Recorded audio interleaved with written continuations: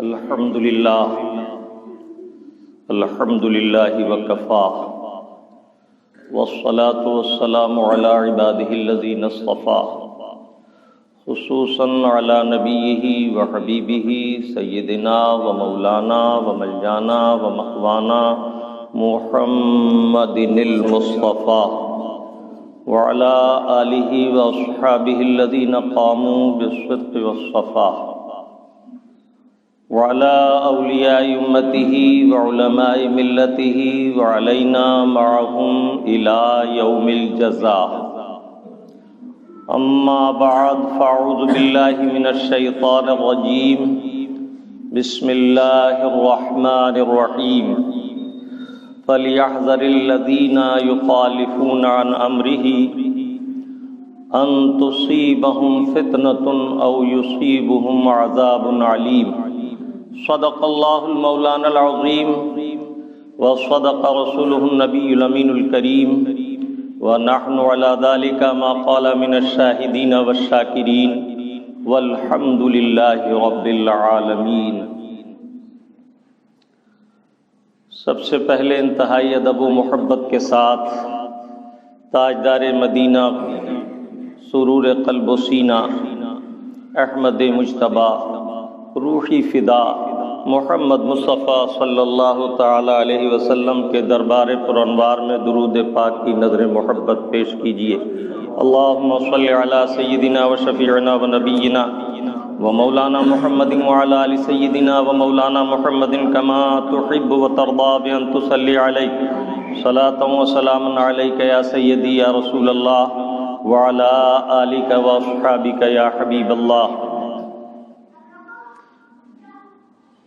یا صاحب الجمال و یا سید البشر من وجهك المنیر لقد نور القلم لا يمكن الثناء كما كان حقه بعد از خدا بزرگ تو ہی قصہ مختصر بلغ العلا بکمالہ کشف الدجا بجمالہ حسنت جمیع خصالہ صلوا علیہ وآلہ. حبیبی یا رسول اللہ فرش والے تیری شوکت کا علو کیا جانے، فرش والے تیری شوکت کا علو کیا جانے. خسرفا عرش پہ اڑتا ہے، خسروا عرش پہ اڑتا ہے پھریرا تیرا. ایک بار درود پاک پھر دہرائیں. صلی اللہ علی النبی الامی والہ صلی اللہ علیہ وسلم صلاۃ و سلام علیک یا سیدی یا رسول اللہ وعلی آلک و اصحابک یا حبیب اللہ. خطبہ مسنونہ کے بعد جس آیت بینہ کی تلاوت کرنے کا شرف حاصل کیا، کچھ دیر اس آیت طیبہ سے اکتساب فیض کریں گے. اللہ رب العزت مجھے اور آپ کو حق کہنے، حق سننے اور حق پر استقامت کے ساتھ عمل کی توفیق عطا فرمائے. آپ کا پیارا رب عز و جل قرآن کریم فرقان حمید سورہ نور کی اس آیت مقدسہ میں ارشاد فرما رہا ہے،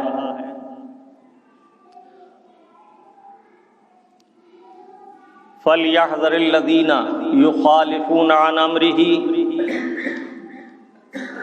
تو لوگوں کو چاہیے کہ رسول اللہ صلی اللہ تعالی علیہ وسلم کے احکام کی مخالفت سے ڈریں.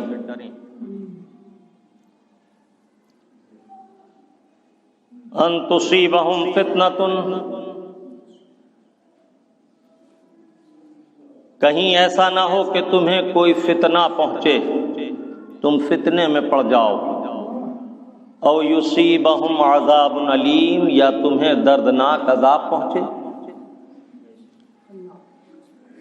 آپ کا پیارا رب عز و جل کتاب مبین فرقان حمید میں متعدد مقامات پر بار بار اعلان فرما رہا ہے، اطیعوا اللہ واطیعوا الرسول واولی الامر منکم.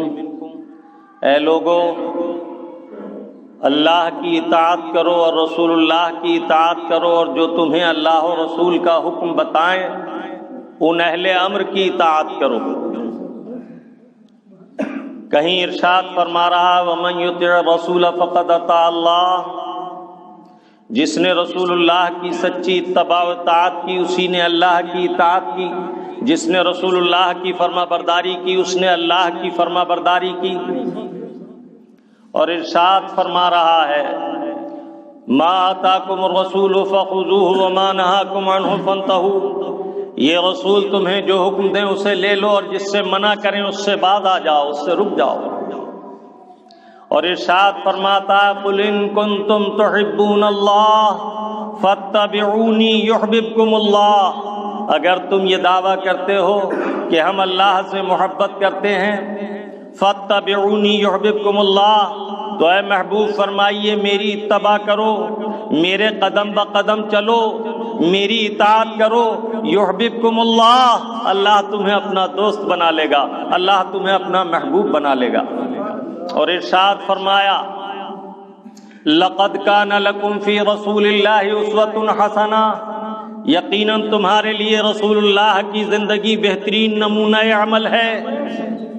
سبحان اللہ و بحمدہ سبحان اللہ العظیم، ان متعدد آیات کریمہ کے پیش کرنے سے ثابت ہوا، ظاہر ہوا کہ اللہ کے حبیب صلی اللہ تعالی علیہ وسلم کی اطاعت واجب العمل ہے، ضروری ہے، اور یہ اللہ کے حبیب مطاع مطلق ہیں، یہ جو حکم فرمائیں اسے مانا جائے گا، جو یہ حکم دیں اس کی اطاعت کی جائے گی۔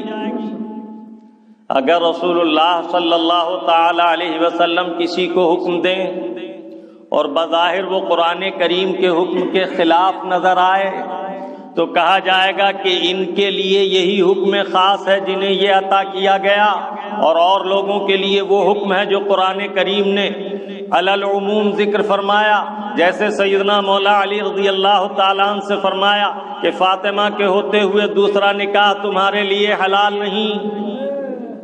تو سارے جہان کے مسلمانوں کے لیے 4 بیویاں کرنے کی اجازت، فانکحوا ما طاب لکم مثنی وثلاث ورباع، لیکن اللہ کے محبوب نے حضرت مولا علی سے منع فرما دیا، تو تاحین حیات سیدہ فاطمہ حضرت علی کو دوسرا نکاح جائز نہیں۔ ایسے بہت سے مقامات ہیں جہاں اختیارات مصطفیٰ اور احکام میں سرکار کی اطاعت کا حکم نظر آتا ہے۔ یہ محبوب پیارے صلی اللہ تعالی علیہ وسلم جو عمل کریں اس کی اتباع بھی ضروری، لازم و واجب، اور جس عمل کو کرتے ہوئے دیکھ کر سکوت فرمائیں اس کی اطاعت بھی کی جائے گی، اور جس کا حکم فرمائیں اس کی بھی اطاعت کی جائے گی۔ یعنی حکم اگر ارشاد فرمائیں تو قولی حکم ہے، اطاعت کی جائے گی، اگر دیکھ کر سکوت فرمائیں تو سکوتی حکم ہے، اطاعت کی جائے گی۔ اور اللہ کے محبوب صلی اللہ تعالی علیہ وسلم خود عمل کر کے دکھائیں تو محبوب پیارے کی عمل کی تب بھی اتباع کی جائے گی۔ یہ مطاع مطلق ہیں، اور یہ ذات واحد ہے جس کو مطاع مطلق اللہ تعالیٰ عز و جل نے معین فرمایا۔ اللہ تعالیٰ عز و جل کی اطاعت احکام میں کی جائے گی، اس کے اعمال میں ہم اس کی اطاعت نہیں کر سکتے۔ وہ مارتا ہے، جلاتا ہے، ہم اس کی اطاعت اعمال میں نہیں کر سکتے، ہاں اس کے احکام میں ہم اس کی اطاعت کریں گے۔ اور محبوب پیارے کی اطاعت اعمال میں بھی کی جائے گی، احکام میں بھی کی جائے گی، سکوت میں بھی کی جائے گی، اس لیے کہ یہ نمونہ زندگی ہیں ہمارے لیے، مشعل ہدایت ہیں ہمارے لیے، مینارہ نور ہیں ہمارے لیے۔ آپ کا پیارا رب عز و جل قرآن کریم میں بار بار ان کی اطاعت کا حکم فرماتا ہے، اور ان کی اطاعت کو اپنی اطاعت بتاتا ہے۔ صحابہ کرام رضوان اللہ تعالی علیہ وسلم، رضوان اللہ علیہ مجمعین کی حیات طیبات کا مطالعہ کرنے والے جانتے ہیں کہ ان کی زندگی کا نصب العین اطاعت مصطفیٰ، وفاداری محمد الرسول اللہ صلی اللہ تعالی علیہ وسلم ہی تھا۔ جو خطبہ مسنونہ کے بعد آیت بینہ میں نے تلاوت کرنے کا شرف حاصل کیا، آپ کا پیارا رب عز و جل اس آیت طیبہ میں ارشاد فرماتا ہے فَلْيَحْذَرَ الَّذِينَ يُخَالِفُونَ عَنْ أَمْرِهِ، تو چاہیے لوگوں کو کہ یہ ان کی حکم کی مخالفت سے ڈریں، پرہیز کریں، اجتناب کریں حکم کی خلاف ورزی سے۔ کیوں ایسا کس لیے؟ ان تصیبہم فتنۃ، کہیں ایسا نہ ہو کہ تم فتنے میں پڑ جاؤ، او یصیبہم عذاب علیم، اور کہیں ایسا نہ ہو کہ تم پر دردناک عذاب آ جائے۔ نگاہ عبرت سے دیکھو آج ہم کس قدر فتنوں کے درمیان گھرے ہوئے ہیں، عجیب تماشا ہے۔ آپ کا پیارا رب عز و جل ارشاد فرمائے کہ اے ایمان والو تعاونوا علی البر والتقوی، نیکی اور پرہیزگاری پر مدد کرو، ولا تعاونوا علی الاثم والعدوان، ظلم اور گناہ پر مدد مت کرو۔ آج تو نیک کاموں میں بھی غلط طریقے اختیار کیے جا رہے ہیں۔ شادیاں دیکھو تو ان میں رسومات غیر اسلامی بہت زیادہ بڑھ گئیں۔ اگر آپ اس سے آگے بڑھ کر یہ دیکھو کہ مصلحین علماء صلحاء کی محفلیں، تو آپ کو عجب تماشا نظر آئے گا۔ اصلاح کے نام پر گناہوں کی مجلسیں منعقد کی جانے لگیں، آپ سے چندہ لیا جاتا ہے، دینی جلسہ ہوگا، لیکن جلسے کے پوسٹروں میں تصویریں چھپتی ہیں۔ اللہ تعالیٰ عز و جل کے پیارے حبیب صلی اللہ تعالیٰ علیہ وسلم نے تصویر کشی کو حرام قرار دیا۔ ام المومنین سیدہ عائشہ صدیقہ طیبہ طاہرہ فرماتی ہیں میں نے اپنی الماری پر ایک پردہ ڈالا جس میں کچھ تمثال بنی ہوئی تھیں۔ اللہ کے حبیب صلی اللہ تعالی علیہ وسلم کاشانہ اقدس میں تشریف لائے، آپ کی نگاہ مبارک اس پر پڑی تو سرکار کا چہرہ انور بدل گیا، غصے کے آثار ظاہر ہوئے، اللہ کے حبیب نے اسے اکھیڑ کر پھینک دیا۔ حضرت سیدہ عرض کرتی ہیں یا رسول اللہ اس وقت ناپسندیدگی کی وجہ کیا ہے؟ فرمایا اللہ تعالیٰ کی مخلوق کی نقل کرنا یہ حرام ہے اور اس میں تمثال بنی ہوئی ہے۔ پھر میرے آقا صلی اللہ تعالی علیہ وسلم نے تصویر والوں کے بارے میں ارشاد فرمایا، پیارے آقا صلی اللہ تعالی علیہ وسلم نے حکم فرمایا ان اشد الناس عذابا یوم القیامت المصورون، سب سے زیادہ سخت عذاب قیامت کے دن تصویر والوں کو ہوگا۔ یہ ایک حدیث ہی نہیں ہے، بہت ساری احادیث ہیں۔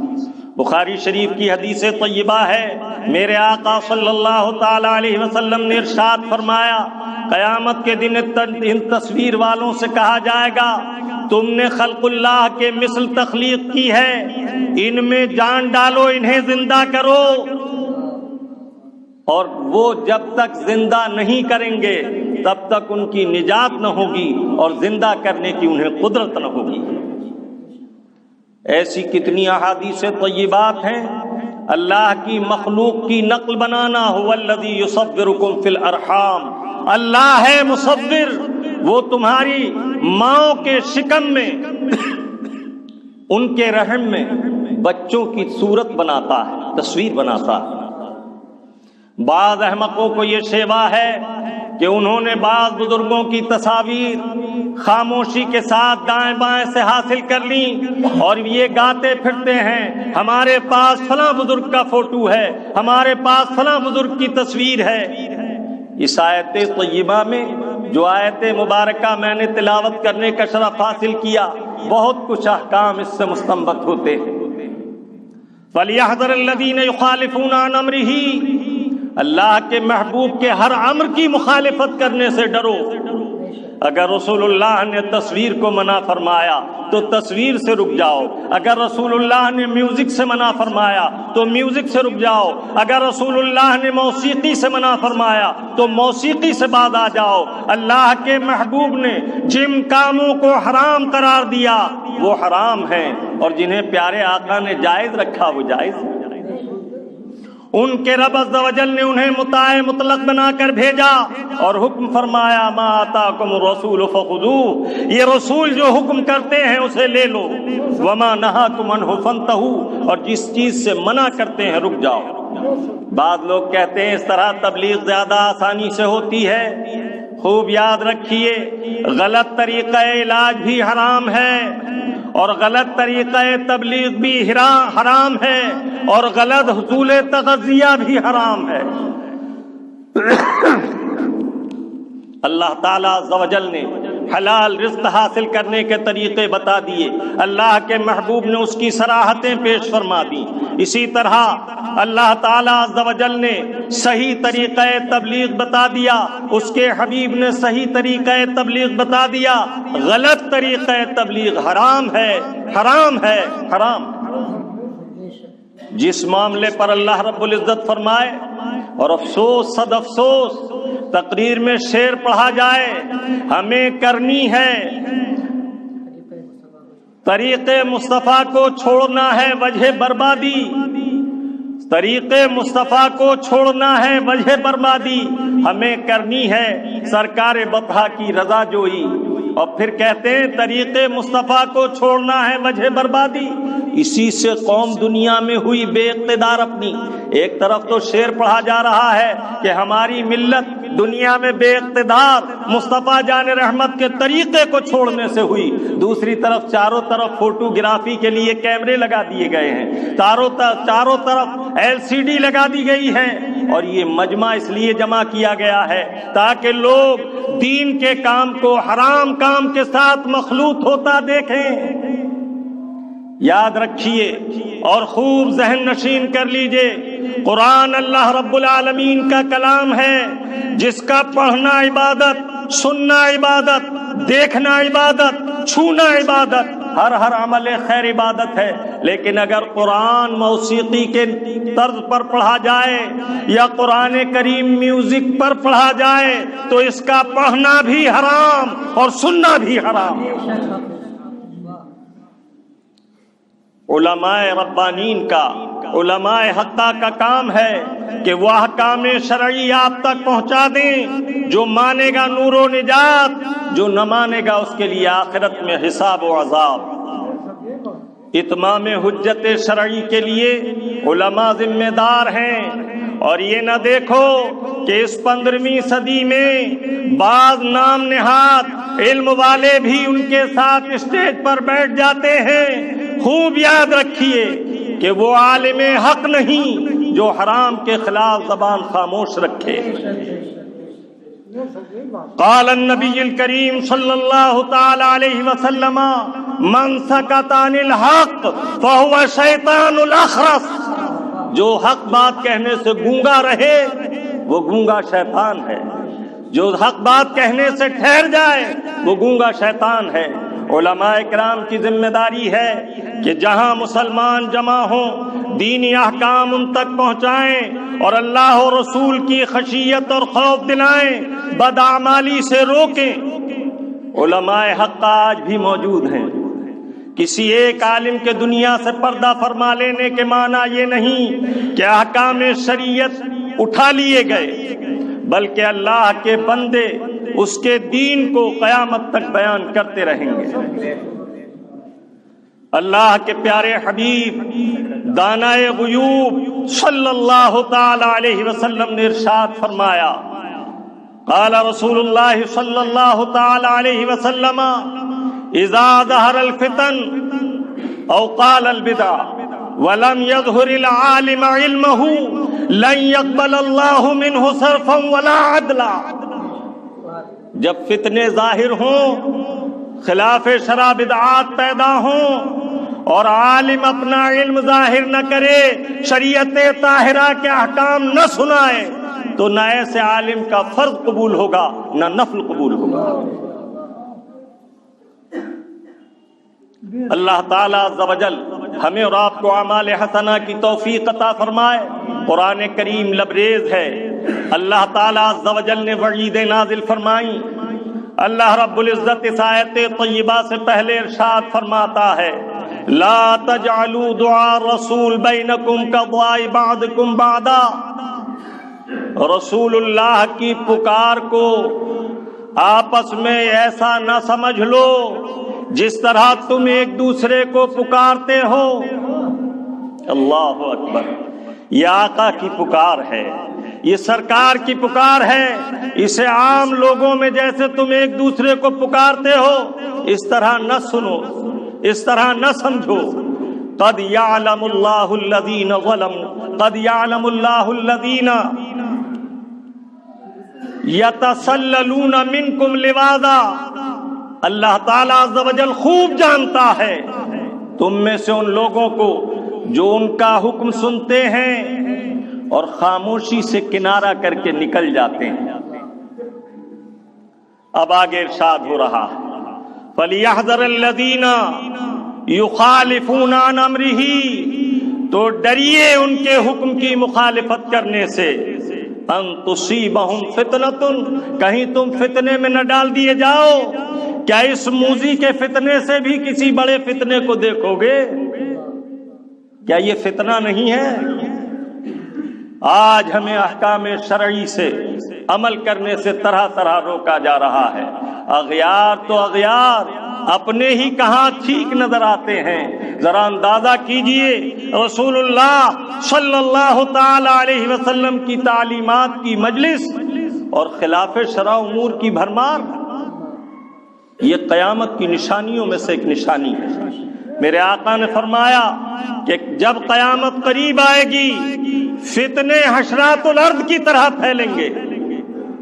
یہ فتنہ ہے کہ نیکی کے نام پر گناہ کیا جائے، اور علماء کی ذمہ داری ہے کہ جب جب جو فتنہ ظاہر ہو اس کے بارے میں بیان کر دیں۔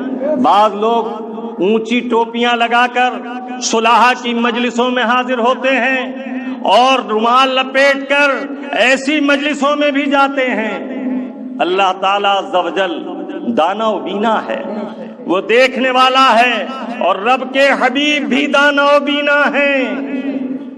خدا کی قسم اللہ کے حبیب اپنی قبر انور میں ظاہری حیات سے قوی تر حیات کے ساتھ زندہ ہیں، اور ہمیں ملاحظہ کر رہے ہیں، ہمارے اعمال کو دیکھ رہے ہیں۔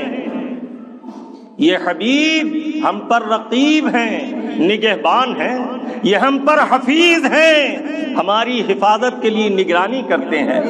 تم ہو حفیظ و رقیب۔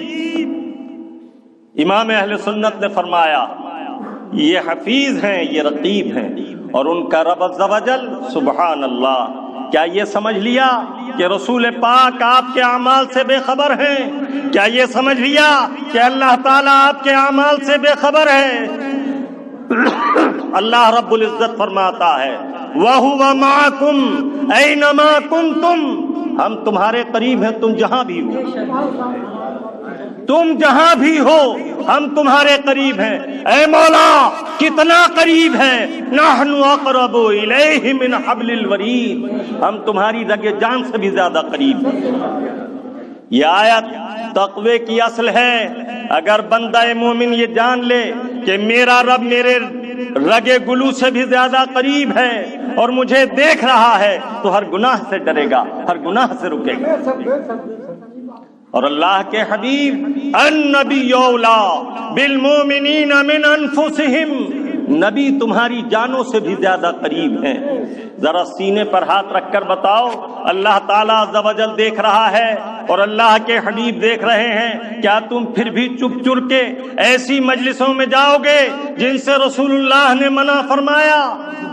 اللہ کے حبیب صلی اللہ تعالی علیہ وسلم فرماتے ہیں قال رسول اللہ صلی اللہ تعالی علیہ وسلم من کثر سواد قوم فهو منهم، جو شخص کسی قوم کا تعداد اور کثرت بڑھائے وہ انہی میں سے ہے۔ اب نہ کہنا کہ یہ دیکھنے گئے تھے کہ کیا ہو رہا ہے، یہ دیکھنے گئے تھے کہ کیا کہیں گے۔ ارے کہنے والا صحیح طریقے سے کہے تو سننے والے کو سننا ثواب ہے، اور کہنے والا اگر خلاف شرع طریقہ اختیار کرے تو وہ اچھا کلام بھی اس برائی کے ساتھ مل کر باطل اور خراب ہو جاتا، اس کا حکم وہ نہیں رہتا۔ میں نے تو حدیث طیبہ میں پڑھا ہے کہ اگر کوئی اذان پڑھنے والا مکبر مؤذن، تکبیر کہنے والا مکبر تکبیر غلط کہتا ہے، یا اذان کہنے والا مؤذن اذان غلط کہتا ہے، تو اس کی اذان سننا جائز نہیں۔ جیسا کہ لوگ لہن کے ساتھ، لہن جلی کے ساتھ اذان پڑھنے لگے۔ اللہ تعالیٰ عز و جل ہمیں اپنے فضل سے اعمال خیر کی توفیق عطا فرمائے۔ یہ وقت بڑا نازک وقت ہے، اتباع مصطفیٰ میں کامیابیاں پوشیدہ ہیں۔ ولا تہنوا ولا تحزنوا وانتم الاعلون ان کنتم مؤمنین۔ گھبراؤ مت، فکر مند مت ہو، تم ہی کامیاب ہوگے، تم ہی سرفراز ہوگے، شرط یہ ہے کہ مومن ہو۔ اگر تم ایمان والے ہو۔ ایمان کس چیز سے خراب ہوتا ہے؟ ناقص اعمال ایمان کو کمزور کرتے ہیں، گناہوں سے کی کثرت سے ایمان کمزور ہوتا ہے۔ خوب یاد رکھو، شریعت طاہرہ مکمل ہے۔ الیوم اکملت لکم دینکم واتممت علیکم نعمتی ورضیت لکم الاسلام دینا۔ اللہ تعالیٰ عز و جل فرما چکا، اے محبوب ہم نے آج آپ کے دین کو مکمل کر دیا اور اپنی نعمتوں کو آپ پر تمام کر دیا۔ اور یہ آیت طیبہ جس دن نازل ہوئی، فاروق اعظم رضی اللہ تعالیٰ عنہ سے کسی یہودی نے کہا اگر یہ آیت طیبہ ہم پر نازل ہوتی تو ہم اس دن کو یوم سرور بناتے، عید کا دن بناتے۔ آپ نے فرمایا یہ آیت مبارکہ دو عیدوں کے دن نازل ہوئی ہے، ایک تو حجت الوداع کا مبارک جمعہ تھا اور ایک عرفے کا مبارک دن تھا، تو ہمارے لیے یہ خوشی کا دن ہے۔ ہمارا دین مکمل ہے، ایسا نہیں کہ قیامت تک اس میں تراش خراش ہوتی رہے گی، نئے احکام بدلتے رہیں گے۔ اے قول محمد قول خدا، فرمان نہ بدلا جائے گا، بدلے گا زمانہ لاکھ مگر قرآن نہ بدلا جائے گا۔ میرے عزیز، یہ چمک دمک دکھانے کے لیے چند باتیں کرنے والے لوگوں کی باتوں میں پہلے یہ دیکھو کہ یہ وفادار محمد رسول اللہ ہے یا نہیں۔ جو خود اتباع سنت سے دور ہے، آپ کو وہ کیا دے گا؟ اللہ تعالیٰ عز و جل ہمیں اور آپ کو ایمانی قوت سے سرفراز فرمائے۔ اللہ تعالیٰ عز و جل ہماری دونوں جہان میں حفاظت فرمائے۔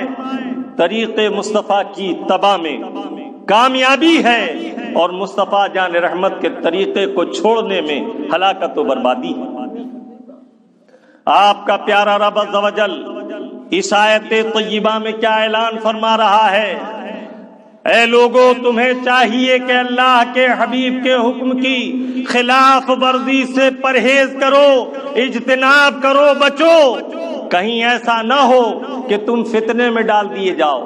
کیا یہ رسول اللہ کا زندہ معجزہ نہیں ہے کہ ایک شخص آنے والا آتا ہے، سینکڑوں ٹیلی ویژن لگواتا ہے اور سینکڑوں تصویریں کھنچواتا ہے، اور آیت جب پڑھنے کے لیے بیٹھتا ہے تو خطبے کے بعد اس کی زبان پر آیت آتی ہے کہ اے لوگوں ڈرو اللہ کے حبیب کے حکم کی خلاف ورزی سے، کہیں تم فتنے میں مبتلا نہ کیے جاؤ، کہیں تم پر عذاب علیم نہ آ جائے۔ یہ معجزہ ہے میرے آقا کا، زندہ معجزہ۔ تم چلے ہو رسول اللہ کی مخالفت کرنے، تمہاری زبان پر رب تعالیٰ اس امر کا اعلان کرائے گا جس امر کی ضرورت ہے۔ اللہ تعالیٰ عز و جل مسلمانوں کو عقل سلیم عطا فرمائے۔ ہیجان اور جذبات کا زمانہ نہیں ہے، ہوش مندی سے کام لینے کی ضرورت ہے۔ انہوں نے 313 نے ذات مصطفیٰ کی اتباع و اقتداء کر کے ہزاروں پر فتح و نصرت حاصل کی۔ آج ہم ہزاروں یہود و نصارہ کی پیروی کر کے غلام بنے ہوئے ہیں۔ ایسی ایجادات قیامت تک ہوتی رہیں گی جو تمہیں اللہ اور رسول سے بیگانہ کریں۔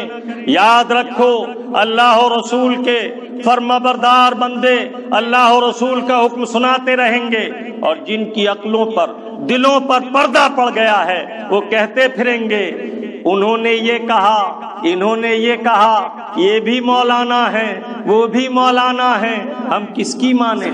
تو اللہ تعالیٰ عز و جل نے سب سے پہلے ایک کو خوب علم دیا، فرشتوں سے اس نے علم سیکھا، فرشتوں کی تربیت میں رہا، بلندیاں اتنی پائیں کہ جنت میں چلا گیا۔ فرشتے اس کا جھولا جھلاتے تھے، وہ نو پیدا شدہ فرشتوں کو تعلیم دیا کرتا تھا، پھر اللہ تعالیٰ عز و جل نے اسے پٹخ دیا زمین پر۔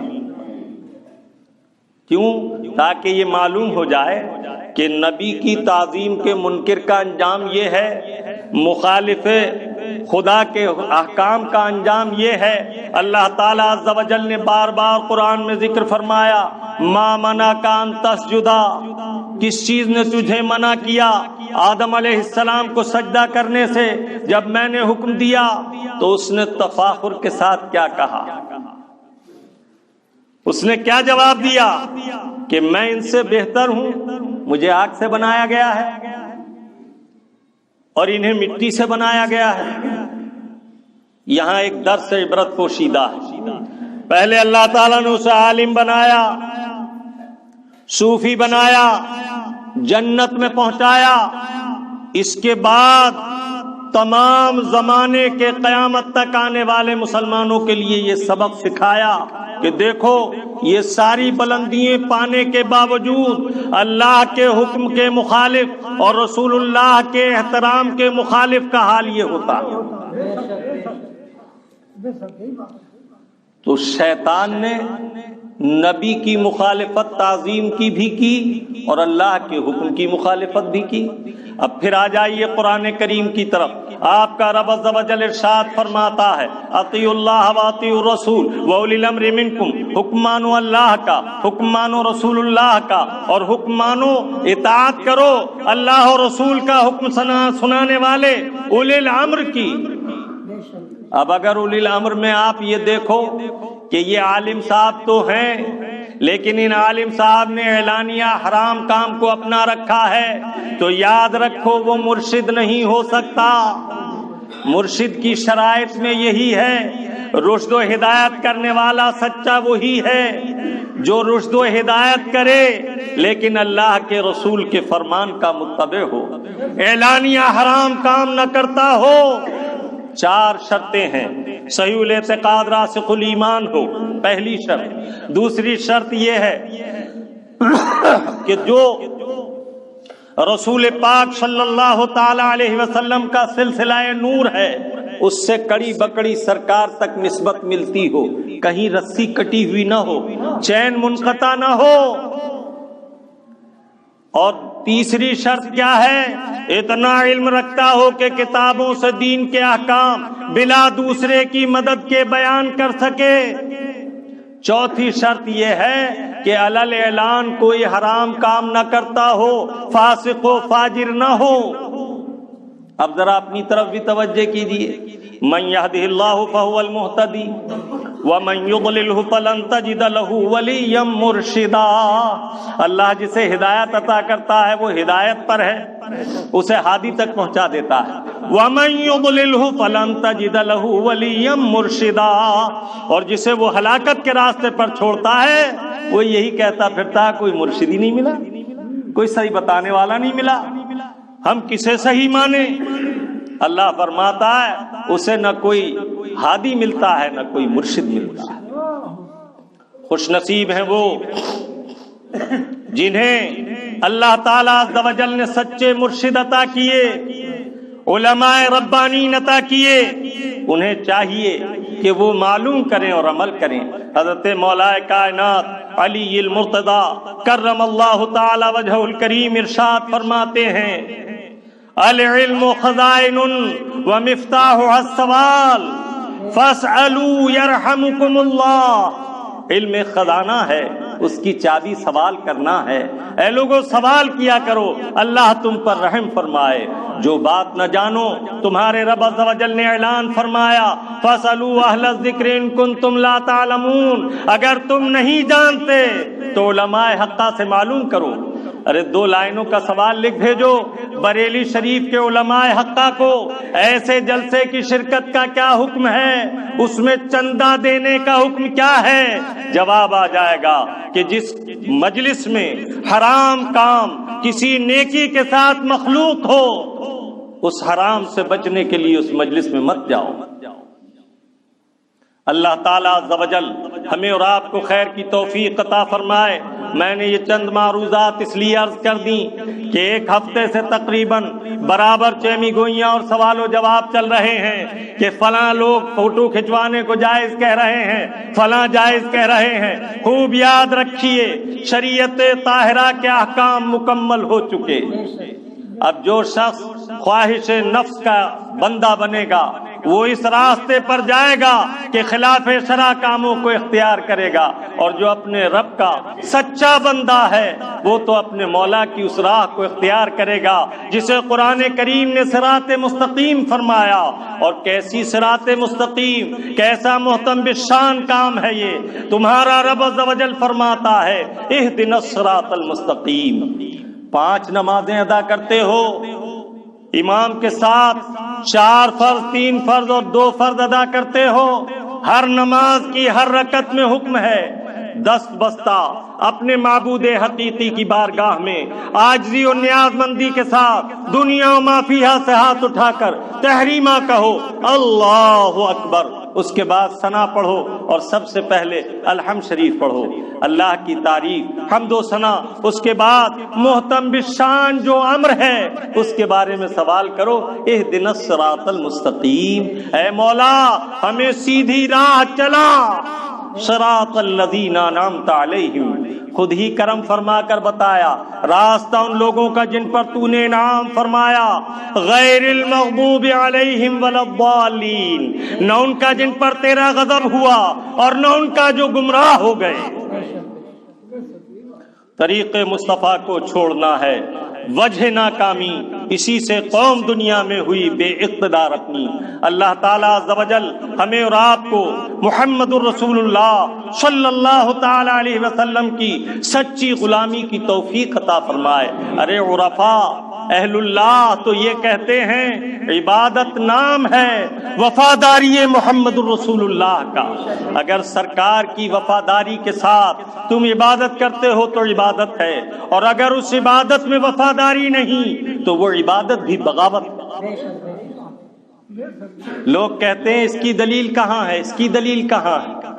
اللہ تعالیٰ عز و جل نے اپنے حبیب کے بارے میں ارشاد فرمایا لا تجعلوا دعاء الرسول بینکم کدعاء بعضکم بعضا، رسول اللہ کی پکار کو ایسا نہ سمجھو جیسے تم میں سے بعض کو پکارتے ہیں۔ اس کے معنی یہ ہے کہ یا تو اس پکار سے مراد رسول اللہ کا طلب کرنا، پکارنا ہے، اور یا اس سے مراد رسول اللہ کی دعا فرمانا ہے، اور یا اس سے مراد تم جو رسول پاک کو پکارتے ہو پکارنا۔ تینوں تفسیریں اپنے اپنے مقام پر درست ہیں، اور تینوں کے فوائد اور تینوں کی احکام کے اعتبار سے انتہائی لذیذ و عزیز، انتہائی ایمان افروز تفسیریں ہیں۔ میرے آقا صلی اللہ تعالی علیہ وسلم اگر بلائیں تو ایسے نہ سمجھ لینا جیسے تم میں سے کوئی ایک دوسرے کو بلاتا ہے۔ اس کی صراحت رب تعالیٰ پہلے ہی فرما چکا ہے۔ کیا فرمائی صراحت؟ یا ایھا الذین آمنوا استجیبوا للہ وللرسول اذا دعاکم، اے ایمان والو جب اللہ اور اللہ کا رسول تمہیں پکارے ان کی پکار پر حاضر ہو جاؤ۔ اللہ تعالیٰ کی پکار تو کوئی نہیں سنتا، معنی یہ ہے رسول اللہ کا پکارنا ہمارا پکارنا ہے۔ ان کی بارگاہ میں حاضر ہونا عرش پناہ کی حاضری ہے، ان کے حکم کو بجا لانا اللہ کی اطاعت کرنا ہے۔ اور صحابہ اکرام رضوان اللہ علیہم اجمعین کی حیات طیبہ ایسی ہی ظاہر ہوئی۔ اللہ کے حبیب ایک صحابی کے دروازے پر تشریف لے جاتے ہیں، میرے آقا ان کو آواز دیتے ہیں، وہ اس وقت اپنی بیوی سے قربت میں مصروف ہیں۔ جیسا ہی سرکار نے آواز دی اسی وقت اسی حالت میں علیحدہ ہو کر بارگاہ مصطفیٰ میں سر جھکا کر حاضر ہو گئے۔ میرے آقا فرماتے ہیں لعلنا لاعجلنا کا، اے میرے صحابی شاید میں نے تمہیں عجلت میں مبتلا کر دیا، جلدی میں ڈال دیا۔ پھر سرکار نے فرمایا جاؤ ہماری بارگاہ میں حاضر ہو۔ سرکار کی بارگاہ میں حاضر ہوئی۔ دیکھا صحابہ اکرام کا حال، یہ بھی گوارا نہ کیا کہ سرکار کی پکار کے بعد کچھ تاخیر ہو جائے۔ میرے آقا نے ایک صحابی کو پکارا، نماز میں مصروف ہیں، حالت نماز میں ہیں، تھوڑی تاخیر سے حاضر ہوئے۔ میرے آقا نے فرمایا تاخیر کس لیے ہوئی؟ عرض کیا یا رسول اللہ میں نماز پڑھ رہا تھا۔ فرمایا کیا تم نے یہ آیت نہیں پڑھی یا ایھا الذین آمنوا استجیبوا للہ وللرسول اذا دعاکم، اے ایمان والو جب تمہیں اللہ اور رسول پکارے تو ان کی پکار پر حاضر ہو جاؤ۔ کیا مطلب؟ رسول اللہ نماز کی حالت میں پکاریں، نماز چھوڑو، بارگاہ مصطفیٰ میں حاضر ہو جاؤ، اس لیے کہ نماز خدا کی بارگاہ کی حاضری تھی، اب یہ مکین عرش بری کی بارگاہ کی حاضری کا وقت ہے، ان کی بارگاہ میں حاضر ہو۔ خدا کی بارگاہ میں حاضر ہونا، ان کی بارگاہ میں حاضر ہونا کوئی فرق نہ ڈالے گا۔ جب یہ حکم فرمائیں، جو حکم دیں وہ بجا لاؤ، اس کے بعد پھر واپس آؤ اور جہاں سے نماز چھوڑی تھی وہیں سے ادا کرو۔ دیکھو احادیث طیبات، اور اگر معنی دعا ہو، سبحان اللہ، میرے آقا صلی اللہ تعالی علیہ وسلم کی دعا، انبیاء کرام کی دعا رد نہیں کی جاتی۔ اگر ان کی دعا کا کرنا مشیت الہی اور قضاء مبرم کے خلاف ہو تو ان کی عظمت کی وجہ سے دعا سے انہیں روکا جاتا ہے۔ دیکھو قرآن کریم، لوط علیہ السلام کی امت پر عذاب مقدور ہو چکا تھا، اللہ نے فرشتے بھیجنے کا حکم فرمایا، ابراہیم علیہ السلام اب رحیم، مہربان باپ، رب انہیں ابواب فرماتا ہے قرآن میں، دستے کرم اٹھا دیے دعا کے لیے، ابھی ہاتھ اٹھانے کا ارادہ کیا، ہاتھ اٹھائے ہیں، دعا نہیں کی، جبرائیل امین آ گئے، اے ابراہیم علیہ السلام یہ دعا نہ کیجیے گا، اعرض عن ھذا، یا ابراہیم اس دعا سے رک جائیے، روک دیا گیا۔ کیوں؟ اس لیے کہ انبیاء کی دعا رد نہیں ہوتی۔ میرے آقا نے جہاں جہاں جب جب دعا فرمائی، سبحان اللہ، جس کے لیے جو دعا فرما دی وہ مالا مال ہو گیا، جسے عیال کی دعا دی وہ عیال والا ہو گیا، جسے مال کی دعا دی وہ مال والا ہو گیا، جسے جنتی فرما دیا وہ جنتی ہو گیا، جسے جہنمی فرما دیا وہ جہنمی ہو گیا۔ تمہارے منہ سے جو نکلی وہ بات ہو کے رہی، فقط اشارے پہ کل کی نجات ہو کے رہی۔ جو دن کو کہہ دیا، جو شب کو کہہ دیا دن ہے تو دن نکل آیا، جو دن کو کہہ دیا شب ہے تو رات ہو کے رہی۔ سرکار کے بارے میں، ان کی دعاؤں کے بارے میں، سبحان اللہ، اجابت کا صحرا، عنایت کا جوڑا۔ امام اہل سنت فرماتے ہیں اجابت کا صحرا، عنایت کا جوڑا، دلہن بن کے نکلی دعائے محمد، جو دعا فرما دی ہو گیا۔ لہذا اعلان کیا گیا ان کی دعا کو اپنی جیسی دعا نہ کہنا، اور اگر تمہارے پکارنے کی بات ہو، سبحان اللہ، امام صاوی نے کیا خوب فرمایا، لا تجعلوا دعاء رسول بینکم کدعاء بعضکم بعضا، اے لا تنادوه باسمہ بان تقولوا یا محمد ولا تنادوه بکنیتہ بان تقولوا یا ابا القاسم، بل نادوه وخاطبوه بالتعظیم والتکریم والتوقیر بان تقولوا یا رسول اللہ، یا نبی اللہ، یا حبیب اللہ، فی لین وتواضع وخفض صوت۔ آگے فرماتے ہیں وَأُسْتَفِيدَ بِهَذِهِ الْآيَةِ مَنْ اسْتَخَفَّ بِجَنَابِهِ صلی اللہ علیہ وسلم فَهُوَ كَافِرٌ خَاسِرُ الدُّنْيَا وَالْآخِرَةِ۔ وہ فرماتے ہیں اس آیت میں ہمیں اپنے آقا کو پکارنے کا ادب بتایا گیا ہے، اس طرح پکارو جس طرح ان کا رب عز و جل پکارتا ہے، یا ایھا النبی، یا ایھا الرسول، یا ایھا المزمل، یا ایھا المدثر۔ انہیں پکارو تو ان کا نام لے کے نہ پکارنا، یا محمد کہہ کے نہ پکارنا، ان کی کنیت سے نہ پکارنا، ابو القاسم کہہ کے آواز نہ دینا، بل نادوہ وخاطبوہ بالتعظیم، بلکہ جب جب انہیں پکارو خطاب کرو کمال تعظیم، کمال احترام، کمال ادب کے ساتھ پکارنا، بین تقولوا یا رسول اللہ، ایسے عرض کرنا یا رسول اللہ، یا نبی اللہ، یا حبیب اللہ۔ پھر فرماتے ہیں فی لین وتواضع وخفض صوت، آواز میں نرمی ہو، آواز میں اکڑ پھو نہ ہو، نرم آواز میں پکارنا، تواضع اور انکساری سے پکارنا۔ اس آیت سے ہمیں یہ فائدہ حاصل ہوا، جو حضور کی بارگاہ میں ادنا بے ادبی کرے تو ایسا شخص اسلام سے نکل جاتا ہے، دنیا اور آخرت میں نقصان والا ہے۔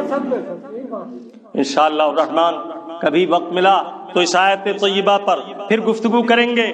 آپ کا پیارا رب عز و جل پیارے محبوب کے طلب کرنے، انہیں پکارنے، ان کی بارگاہ میں حاضر ہو جانے کے آداب اس تفصیل سے بیان فرماتا ہے، پھر ارشاد فرماتا ہے اللہ خوب جانتا ہے ان کو بھی جو مجلس مصطفیٰ میں آتے ہیں اور آڑ لے کر کھسک جاتے ہیں، پھر ان کو ڈراتا ہے فَلْيَحْذَرِ الَّذِينَ، فَلْيَحْذَرْ، ڈرو، خوف کرو، کس بات سے؟ يُخَالِفُونَ عَنْ أَمْرِهِ، کہ ان کے حکم کی مخالفت کرو. میرے آقا کا حکم ہے فوٹو مت کھنچواؤ، تمہارا امتحان ہے. دیکھو تمہیں اللہ تعالیٰ عز و جل نے کتنی آسانی دی. بدر کے میدان میں 313 ہیں، ایک مقابلے پر لشکر جرار ہے، یہ نہتے ہیں، وہاں تیر و تبر اور تلوار ہے، یہ پیدل ہیں، وہاں گھوڑے ہیں. حکم دیا جا رہا ہے اپنے ایمان کا امتحان دو، ایسے ہی جنت نہیں مل جاتی. ام حسبتم ان تدخلوا الجنہ ولما یعلم اللہ الذین منکم جاہدوا ویعلم الصابرین. کیا تم گمان کرتے ہو ایسے ہی جنت میں چلے جاؤ گے؟ اللہ نے تمہارے مجاہدوں کا امتحان نہ لیا اور تم میں صبر کرنے والوں کو نہیں آزمایا. ذرا اندازہ کیجئے 313 ہے، لشکر جرار ہے، ادھر انتظام ہے، ادھر انتظام نہیں. اللہ اللہ، اس کے باوجود امتحان ہو رہا ہے. سوچو عالم خیال میں اگر اس طرح ایمان ملتا تو کہاں ہوتے.